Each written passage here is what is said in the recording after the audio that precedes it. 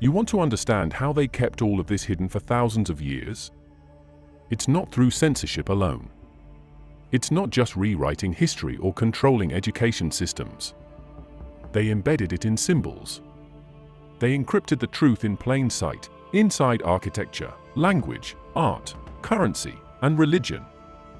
And the average person walks past it every single day, completely blind to what they're actually looking at. Because this wasn't about decoration. This was tactical concealment. This was coded communication for those in the bloodline, those who knew how to read the language of the priesthood.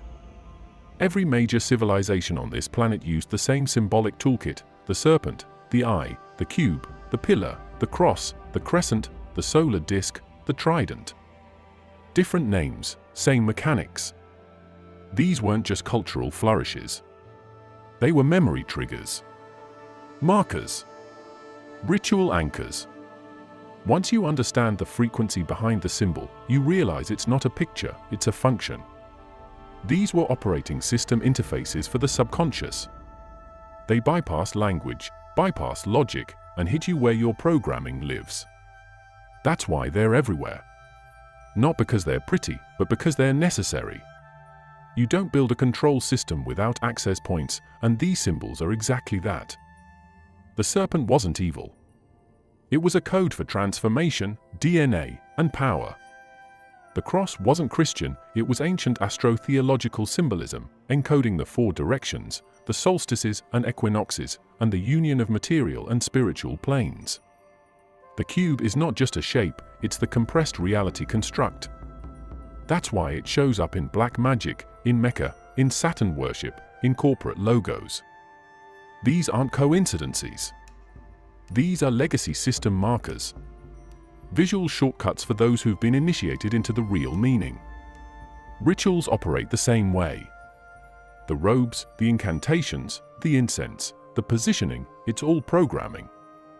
Ritual isn't some religious exercise for comfort. It's control through repetition. It drills archetypes into the unconscious. It embeds specific emotional states that lock people into frequencies of submission, fear, or guilt. That's the formula: symbolic exposure plus repeated ritual equals psychological obedience. And they've mastered it. Look at the mass rituals performed publicly today. National anthems, military parades, holidays, award shows, major sporting events, they follow the same structure as ancient religious rites. Symbolic banners, call and response chants, sacred geometry in the architecture, idol worship, sacrifice narratives, and a collective emotional climax. They've just rebranded it for a modern audience. Same playbook, different costumes. And the result is the same: population control through subconscious manipulation. But the real rituals, the ones that mattered, weren't for the public. Those were done in private. Blood rites, sex rites, trauma-based conditioning, dimensional invocation. These are the rituals that break the mind, fragment the psyche, and open access to non-human intelligence. That's why secret societies exist. Not to wear costumes and hold meetings, that's just the outer layer. The inner core is about ritual manipulation of energy and consciousness. Always has been. This is where the Magi operated. They were not philosophers or astrologers in the modern sense. They were engineers of reality. They used symbols and ritual to shift timelines, influence thought fields, and interface with entities outside our dimension. Not metaphorically, literally. They knew exactly which symbols opened which gates, which words triggered which responses, which sacrifices activated which outcomes. It was a science. Cold, calculated, and hidden in plain sight. And the kicker? These symbols are still being used. They're everywhere. Corporate logos, media campaigns, political ceremonies. Watch carefully. Look for the one eye, the triangle, the sun, the moon, the checkerboard, the dual pillars. Look at their placement, their color, their repetition. This is not accidental design. These are sigils. And each one is feeding a system. Not feeding in the sense of belief, feeding energetically. Focus, attention, emotion, those are real currencies in this control grid. And symbols are how they harvest them. You've been trained to ignore this, to see it as superstition, conspiracy, or coincidence. But ask yourself, if it means nothing, why is it used everywhere by the most powerful institutions on Earth? Why is it encoded in the Vatican, the UN, the Capitol, the financial districts? Why do the elite spend so much time, money, and secrecy maintaining rituals, symbols, and astrological calendars? Because it works. Because it was never just visual, it was always functional. These systems are about maintenance. They're about stability. Not of truth. Of power. This also explains why ancient languages were so symbol-heavy. Hieroglyphs, cuneiform, runes, none of it was just phonetics. These scripts were multi-layered codes. You weren't just reading stories, you were accessing programmed instructions. Magical inscriptions, ritual prayers, geometric diagrams, all were designed to transmit data through symbol. And only the initiated could decode them properly. That's how you hide technology from the masses. You encode it into religious art and tell everyone else it's myth. They've been keeping this from you since the beginning, since the first damn ziggurat rose out of the dirt and priests started whispering secrets you weren't allowed to hear. We're talking about a bloodline that doesn't come from your average human ancestry. This isn't about royal families or noble houses. This is deeper. Older. We're talking about something that was never meant for the masses. A line of beings, call them hybrids, divine descendants, chosen vessels, whatever the hell makes you comfortable, but they were biologically and consciously different from the rest. And this difference wasn't symbolic. It was genetic. Engineered. Preserved. Hidden. You've heard the sanitized version of history, primitive man stumbling around in caves, evolving slowly, accidentally building pyramids with sticks and stones. Nonsense. The ancient records, the forbidden tablets, the underground texts, they all say the same thing. There were those who came down, interacted with humanity, and altered the bloodlines. This wasn't a metaphor for influence or culture. This was real, invasive intervention. And it wasn't random. Certain lineages were deliberately upgraded, programmed, and inserted into society to guide it, or control it, from the shadows. Those lineages became the high priests, the magi, the oracles, the hidden architects of power. Not because they were chosen by God. That's the fairy tale they sold you. It was because they carried something in their DNA the rest didn't have, an embedded code that gave them access to knowledge, to perception, to multidimensional awareness that regular people just couldn't tap into. And they didn't share that knowledge. They locked it away, passed it down through blood and ritual, gatekeeping the truth behind layers of symbolism and initiation rites. This is where the Rael story begins, not with Adam and Eve, not with Moses, not with Jesus or Muhammad or any of the recycled messianic figures. It begins with a split, a genetic division. One group was meant to serve, obey, reproduce, and die. The other was designed to rule, manipulate, and transcend. You think ancient texts are just mythology? That's what they want you to think. But look closer. Sumerian king lists show reigns that lasted tens of thousands of years.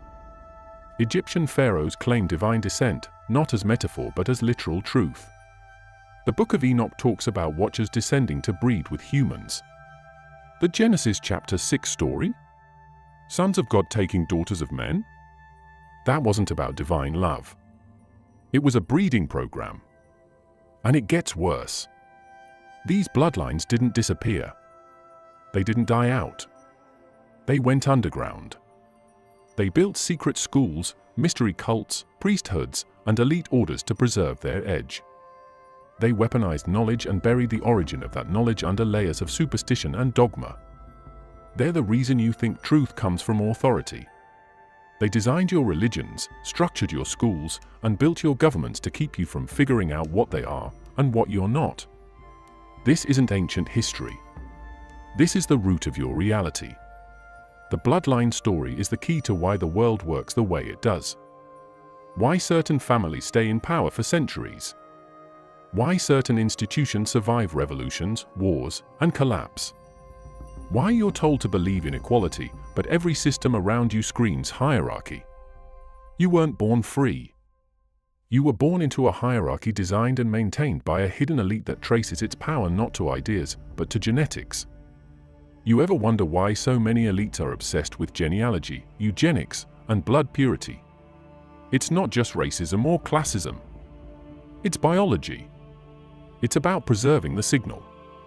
They track lineage like it's a military asset, because it is. This signal, this ancient blood frequency, gives them access. Access to what?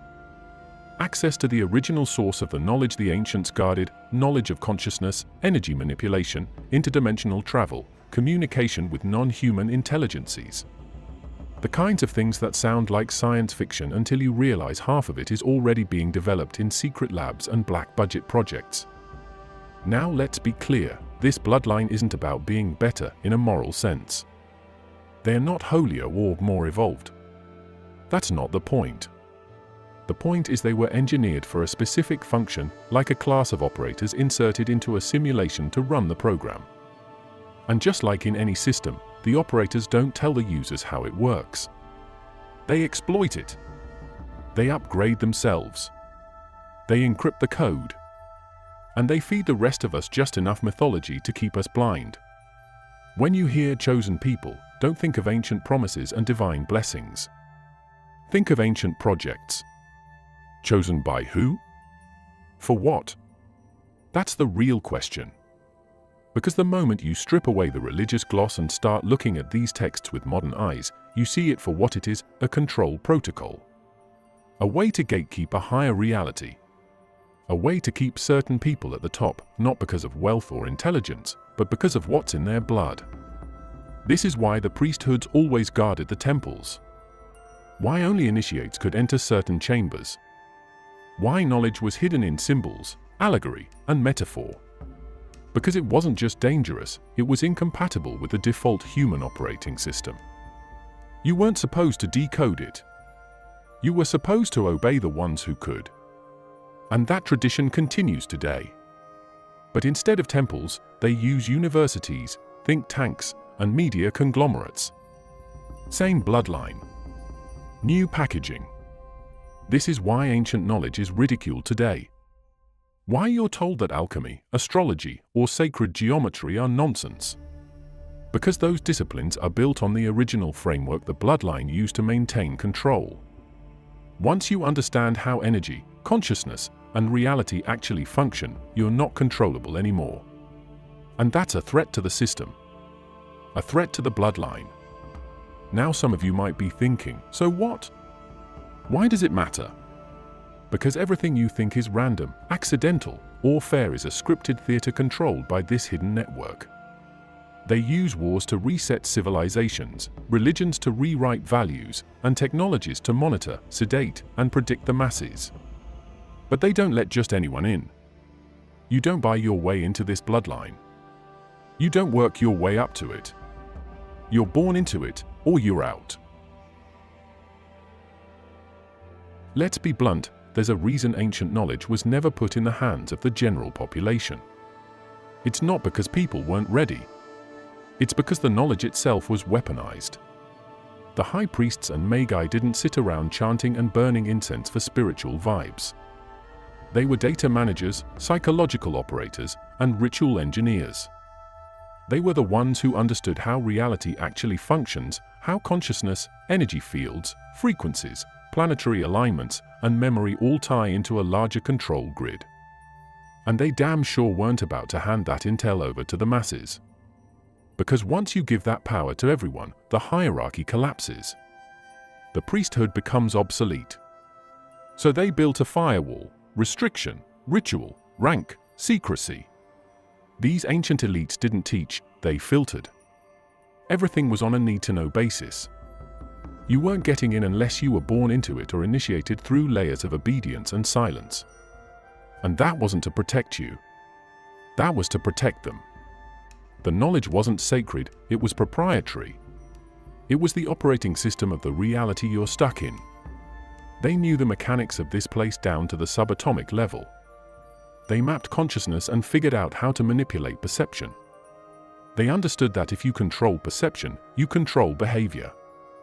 And if you control behavior, you don't need chains, you've already locked people inside their own minds. Let's talk straight about what this knowledge actually was. We're not talking about religious scripture, morality codes, or divine commandments. That's the smoke screen. The real stuff was geometry, astronomy, sound frequencies, brainwave manipulation, genetic memory, time cycles, and psychological imprinting. The ancient temples were built like tuning devices. They weren't churches, they were machines. Machines designed to amplify, store, and direct energy. They understood that certain shapes, certain locations, and certain sounds could influence reality itself. Not spiritually, literally. Change a vibration, change a form. Direct thought, direct outcome. And they sure as hell didn't teach this in public. The outer circle got the myths, the watered-down allegories, the metaphors, the bedtime stories. The inner circle got the math, the code, the rituals that actually worked.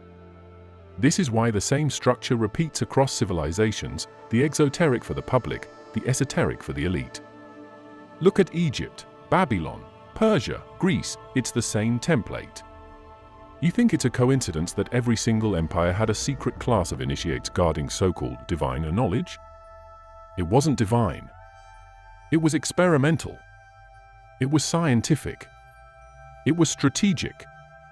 You ever wonder why most people can't even define what consciousness is, let alone control it? It's by design. They stripped that knowledge from your education system and replaced it with obedience training. You go to school, not to learn how to think, but to learn what not to question. Meanwhile, the real stuff, the knowledge of how your mind interfaces with the field of reality, has been buried under layers of ritual, misdirection, and straight-up censorship. They kept it in vaults, encoded in symbols, passed down through bloodlines and secret orders. This is where the high priest and magi system really kicks in. Their role wasn't just spiritual, it was structural. They were the architects of civilization. They ran the calendars, the temples, the harvest schedules, the legal systems. But more importantly, they controlled the narrative. Whoever controls the narrative controls the population. And you don't need billions of people to know the truth. You just need a few thousand to enforce the lie, and the rest will follow. Now, here's the twist most people miss. This priesthood wasn't just local. It wasn't just cultural. It was trans-regional, multi-generational, and coordinated. Call them different names, Chaldeans, Druids, Essenes, Brahmins, it doesn't matter. The blueprint was the same. Restrict access, initiate only the loyal, and encode everything in a system so complicated and symbolic that even if someone outside stumbled on the truth, they'd never recognize it. That's how you keep power intact. Not by brute force. By misdirection. This is why mystery schools existed. They weren't teaching you how to pray. They were conditioning your mind to break out of standard sensory processing and unlock deeper layers of consciousness. But only if you proved yourself controllable. If you were erratic, emotional, or rebellious, you were cut off. You were either assimilated into the inner order or discarded as an expendable vessel. And if you dared to leak the information, ask Pythagoras' students, ask Giordano Bruno, ask Hypatia, you were eliminated. Not symbolically. Literally. They didn't mess around. Because the knowledge they were protecting wasn't just about the past. It was about the machinery of existence itself. The timing of eclipses, the alignment of stars, the harmonic resonance of structures, these things weren't observed for curiosity. They were tools. The kind of tools that could be used to influence mass behavior, shift timelines, or access states of consciousness that most people will never touch. And that's the real point. The priesthood wasn't religious, it was interdimensional. They knew how to open doors you don't even know exist. And they've kept those doors closed ever since. Everything you've been taught about ancient society is backwards. The public was kept in spiritual kindergarten while the real action was happening behind closed doors. The priests weren't praying, they were operating. The Magi weren't meditating, they were conducting experiments. And when those experiments got too dangerous, they locked them down, erased the evidence, and rewrote the story for future generations. So now, thousands of years later, what do you have? A society that worships ignorance, fears complexity, and treats ancient knowledge like mythology. Meanwhile, the same systems of control are still in place. The secrecy, the hierarchy, the gatekeeping. Nothing changed, just the branding. The modern priesthood wears lab coats, runs think tanks, and hides behind institutions.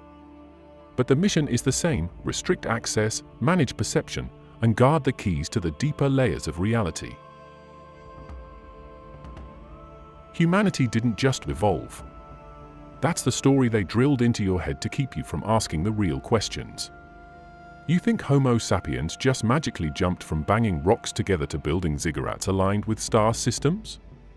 Stop playing. There's a piece missing, and that piece is intervention. Direct manipulation. Genetic upgrades that didn't happen over thousands of years, they happened fast. Too fast. Because it was never natural. It was engineered. We're talking about a deliberate genetic modification program. And no, not everyone was part of it. Only certain bloodlines were selected. This wasn't about creating an advanced species across the board. It was about designing control groups. Worker classes for obedience, and priest classes for command.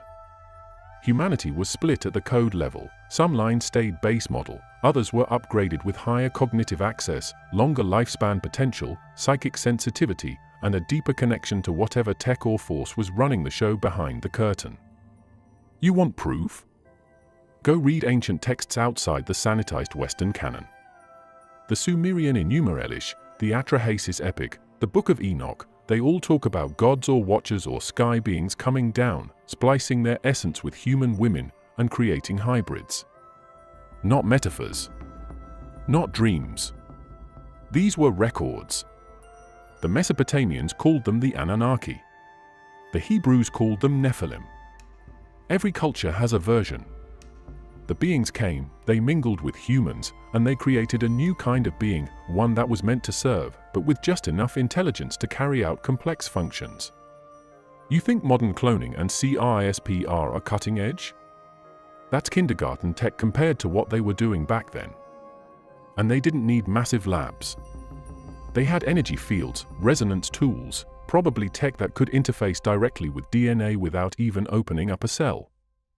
We're talking about interdimensional level manipulation, adjusting soul frequency to match physical genetics. Not just changing what you look like, but how you perceive, how you connect to reality, what you're capable of understanding, and how easily you can be controlled. That's the real function of these modified bloodlines.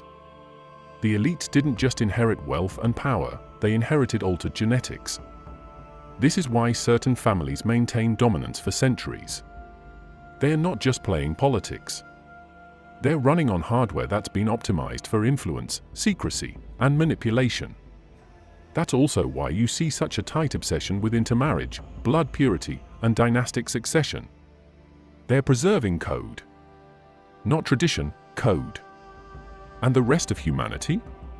You're kept dumbed down, disconnected, and chemically sabotaged. From the moment you're born, you're hit with food additives, toxic water, low-frequency media, and synthetic medication, all designed to suppress the parts of your biology that could compete. You think that's accidental? You really think it's a coincidence that fluoride numbs the pineal gland, or that electromagnetic fields screw with cellular communication? You've been genetically neutered, intellectually castrated, and emotionally desensitized. Here's what they don't want you to understand: those ancient beings didn't leave. Their influence didn't vanish. They embedded themselves into the ruling class through their hybrid offspring.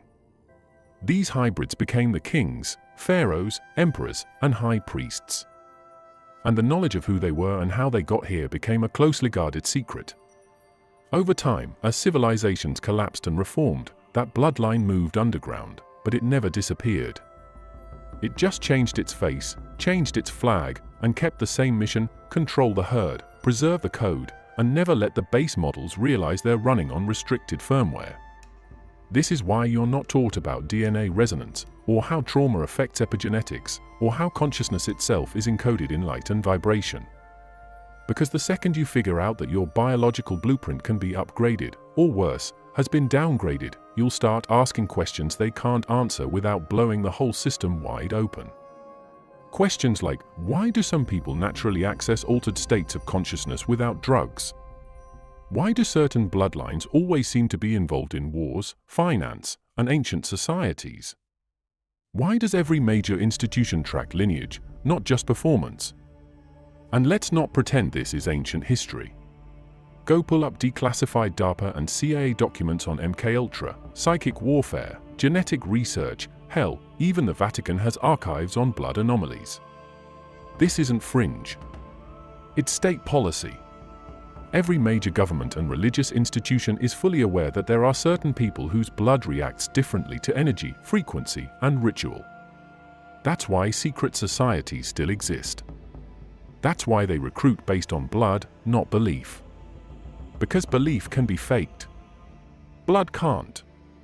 You ever notice how the narrative is always that ancient people were primitive? That they didn't understand science, they just worshipped the stars? Bullshit. They were charting genetic influence from celestial alignments. They were syncing rituals to astronomical events because they knew those moments affected DNA activation. Stargates, portals, alignments, they weren't spiritual metaphors. They were windows for upgrading the genetic code. But again, not for everyone.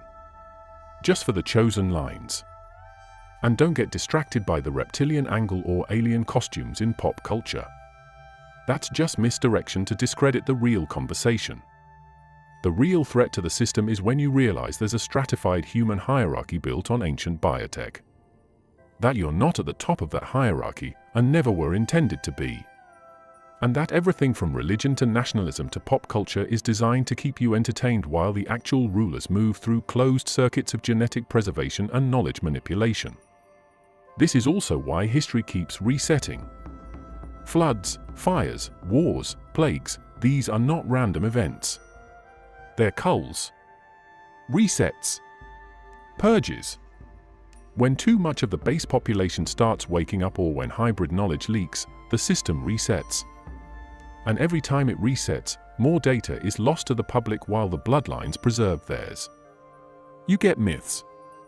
They get archives. You get religion. They get operating manuals. And that's how the game stays locked. So don't think of humanity as one species anymore. That illusion is part of the control. You're looking at multiple types of humans, different templates, different purposes, different levels of access.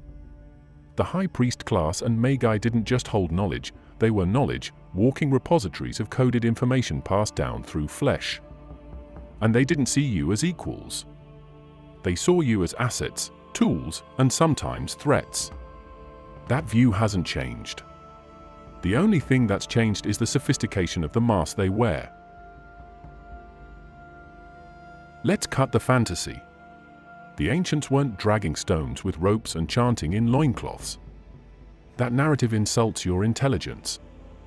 These civilizations weren't just advanced, they were operating with technological systems that still baffle modern engineers. You're looking at structures cut with sub-millimeter precision, aligned perfectly with celestial coordinates, with materials transported from hundreds of miles away. And nobody wants to talk about the tools, the process, or the energy systems that made it all possible, because acknowledging that opens the door to a reality that's completely incompatible with the official timeline. A reality where ancient people didn't just stumble upon genius, they had access to something else. We're talking about high-frequency energy manipulation, magnetism, acoustic resonance, field harmonics. Think scalar tech, not steam engines. These civilizations knew how to work with the fabric of matter itself. You think it's an accident that pyramids amplify energy at specific resonant frequencies? That obelisks function as vibrational conductors? That underground chambers were carved to enhance theta brainwave states? None of that's decorative. That's precision-engineered architecture for energy, consciousness, and interdimensional operations. But here's the punch: you were never supposed to figure that out.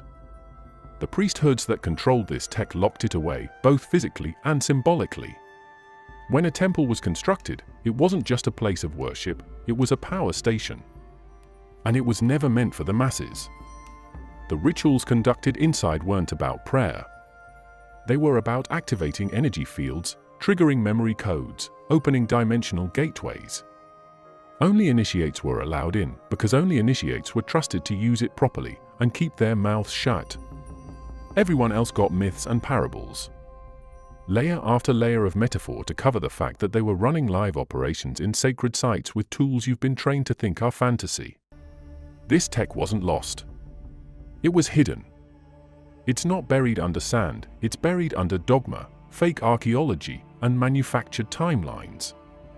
And when researchers get too close, they get blacklisted, discredited, or worse. The system doesn't tolerate exposure. You start digging around places like Baalbek, Puma Punku, or Göbekli Tepe, and you realize real quick that the official explanations are garbage. They make zero mechanical or logical sense. You're looking at cuts in stone that would require high-powered rotary blades, portable laser cutters, and precision control systems. And yet, mainstream experts mumble about stone chisels and primitive tools. It's a joke. But the punchline is this: who built it isn't even the biggest question. The bigger question is what it was for. These sites are not just dead monuments, they're deactivated tech. Functional systems that interacted with the Earth's magnetic grid, solar cycles, and human consciousness. Think of them as multidimensional control hubs. And they weren't random.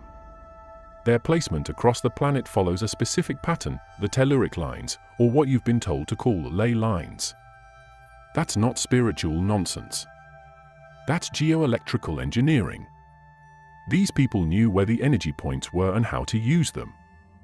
We still do, but only the top levels of intelligence agencies and secret societies are operating on that level now. Everyone else is kept in the dark, literally.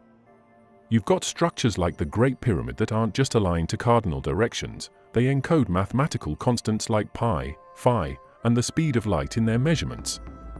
That's not coincidence. That's data encoding. And you don't encode data unless you're building something functional. These buildings were tuned to vibrate with the Earth itself. They were receivers and transmitters. And depending on who had access, they could be used to heal, to control minds, or to open portals.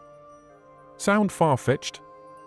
Go look at how Tesla was shut down the moment he tried to give the world wireless energy. Same principle. Same threat to the control system. This is the kind of tech that doesn't just make fossil fuels obsolete, it makes central authority obsolete. Because once you decentralize energy, you decentralize power. And once you understand that consciousness and frequency are linked to structure and geometry, the entire slave grid collapses. That's why the knowledge was locked up in the first place. It wasn't just about protecting sacred traditions, it was about keeping certain doors closed.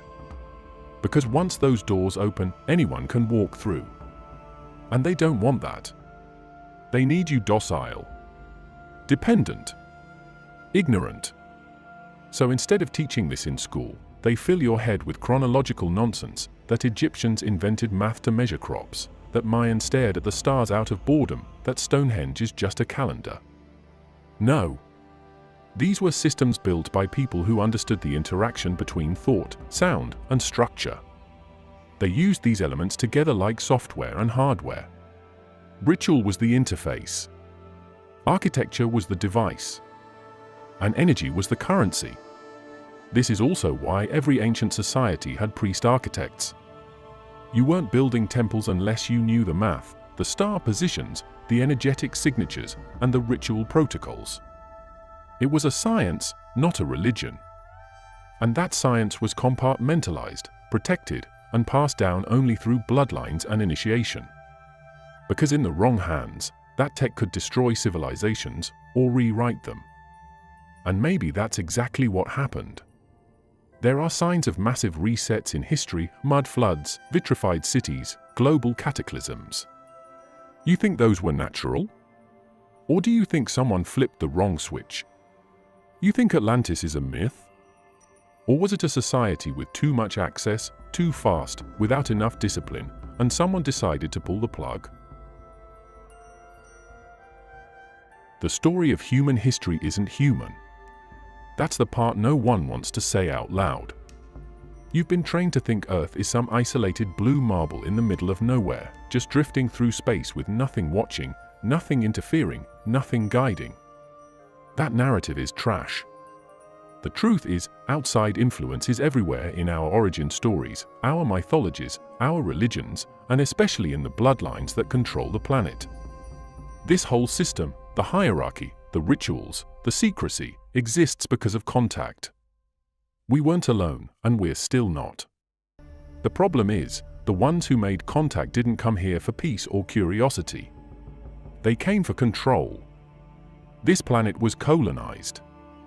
Not with ships and armies, but with DNA and ideology. You see it all over the ancient world, accounts of sky gods descending, beings teaching agriculture, metallurgy, law, writing, astrology. You think primitive desert tribes just invented that overnight? No chance. The Sumerians flat out said the Anunnaki came down and established kingship. The Egyptians said their gods walked among them and ruled for thousands of years. The Mesoamericans worshipped feathered serpents that brought knowledge and demanded blood. These stories aren't isolated. They're global. And they all follow the same structure. Beings from the sky come down, manipulate or teach the locals, install systems of worship and obedience, and then vanish behind a curtain of myth. The common thread? The establishment of divine right. These beings didn't just show up, they chose specific individuals and bloodlines to represent them, serve them, and pass on their will. That's where kingship comes from. Not democracy, not merit. Kings were said to descend from the gods. And that wasn't symbolic. It was genetic. These chosen families were hybrids. Engineered to interface with both the physical and the non-physical, loyal to their makers and positioned to control everyone else. That's why the rituals, the inbreeding, the obsession with blood purity. It's not cultural, it's functional. The idea that governments and empires formed organically is one of the biggest jokes in the academic world. These structures were preloaded. The gods gave the blueprints, and the chosen ones executed them. That's why every ancient empire had nearly identical models of power, pyramidal hierarchies, divine rulers, priesthood intermediaries, and an enslaved base. These weren't evolving societies, they were franchises. Plug-and-play control systems that could be implemented anywhere the population was big enough to exploit. Different names, same architecture. Now here's where it gets more direct. These entities didn't just give laws and tech, they demanded worship. Not appreciation, worship. Ritual sacrifice, loyalty oaths, temple building. That's not enlightenment. That's resource extraction. These weren't benevolent guides, they were predators cloaked in gold. They set up systems where humans fed them energy, blood, and belief, all while convincing them it was for their own salvation. That's the original con. Give the slave a religion that justifies their chains, and they'll defend it harder than the ones who forged them. The priesthood served these beings directly. That's the part no one wants to unpack. The robes, the incense, the chants, they're not for aesthetic. They're part of a protocol. A ritual operating system designed to communicate with non-human intelligences and offer them what they wanted, energy. And not just symbolic energy. Literal emotional, psychic, and sometimes physical energy. You don't build an altar to cut open animals or humans unless someone on the receiving end needs that. And these gods needed it. That's why the oldest temples in the world are soaked in sacrifice. That's not metaphor. That's logistics. It also explains why certain regions on Earth are holy. Not because God randomly chose them, but because they're hotspots. Dimensional junctions. Stargates. These beings needed access points to enter and exit this dimension, and those points had to be maintained through ritual and bloodline authority. That's why only the high priest could enter the Holy of Holies. Not because he was morally superior, but because his DNA matched the frequency required to interact with the entity on the other side. That's why lineage mattered. That's why the knowledge was kept sealed. It wasn't safe in unmodified hands. Now fast forward. These beings retreat or go underground, but their systems stay in place. The hybrid bloodlines continue to rule. The rituals become traditions. The temples become churches. The sacrifices go from physical to psychological. But the power flow continues. The same architecture, same dynamic, non-human entities at the top, human proxies managing the cattle. And the best part? The masses have no idea. They think it's all metaphor. Meanwhile, the ruling class still makes pilgrimages, still builds temples, still follows the calendar, still conducts rituals that go back to the original deal. The extraterrestrial influence never ended. It just got privatized. Governments, militaries, and black projects are still dealing with these beings. That's why there's a total media blackout on real contact. Not because they don't know, but because they do. And they know that once people understand how deep the control goes, genetic, spiritual, energetic, the game is over. People will start asking why we're still operating under systems designed by non-human forces.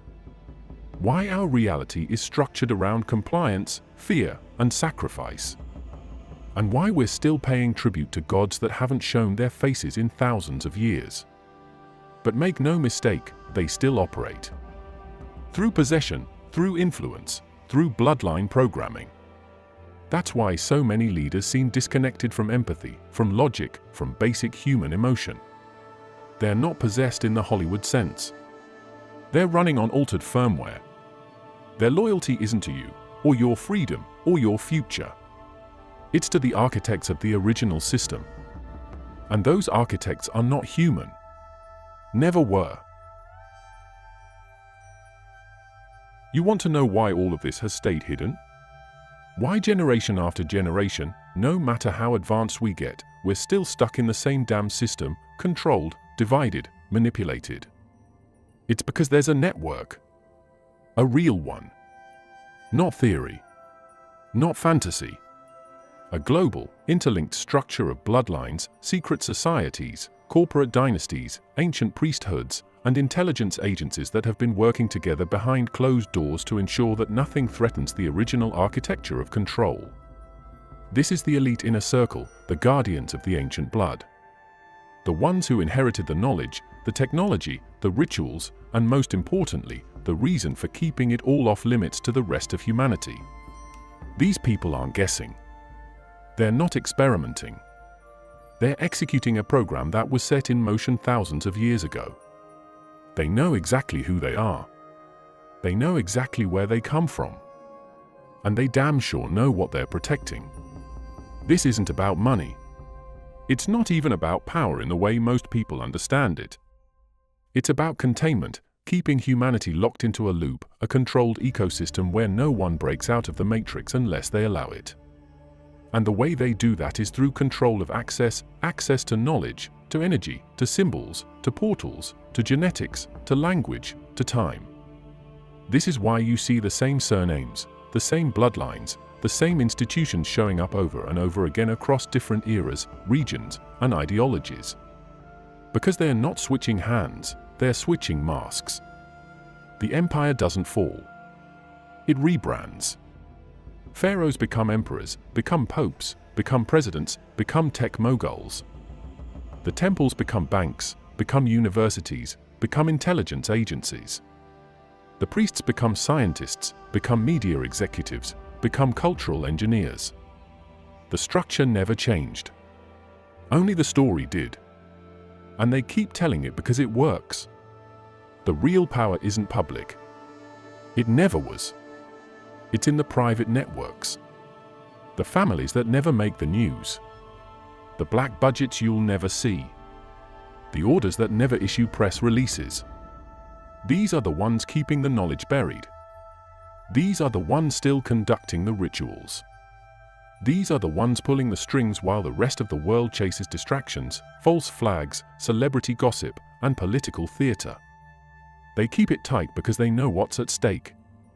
If the masses ever got access to the full truth, not just the theories, but the mechanisms, the whole control structure would collapse. The financial system, the religious dogmas, the educational models, the media matrix, it would all disintegrate. Because people would stop playing the game. They'd stop giving their energy to a system that was never designed for their benefit. And they'd realize that the ones in charge aren't just corrupt, they're a different class entirely. Not in morality, but in origin. They weren't made to serve the system. They were made to run it. These modern-day keepers of the bloodline don't care about nation-states or party lines. They don't believe in borders, flags, or ideologies. That's for you. That's for the masses. They operate above it all. Their allegiance is to each other and to the ancient code. And they maintain that allegiance through loyalty tests, oaths, shared rituals, and, when necessary, blood sacrifice. This isn't symbolic. This is enforcement. You betray the inner circle, you're erased. Not just from the system, but from history. The organizations you're allowed to know about, Freemasons, Skull and Bones, Vatican orders, those are surface layers. They serve a purpose, but they're not the core. The core is smaller, tighter, older, and far more dangerous. They don't advertise. They don't recruit. They inherit. Access is through blood. You don't buy your way in. You're born into it, or you're not part of the game. And if you think this doesn't matter, if you think it's all distant and abstract, ask yourself why the world never changes.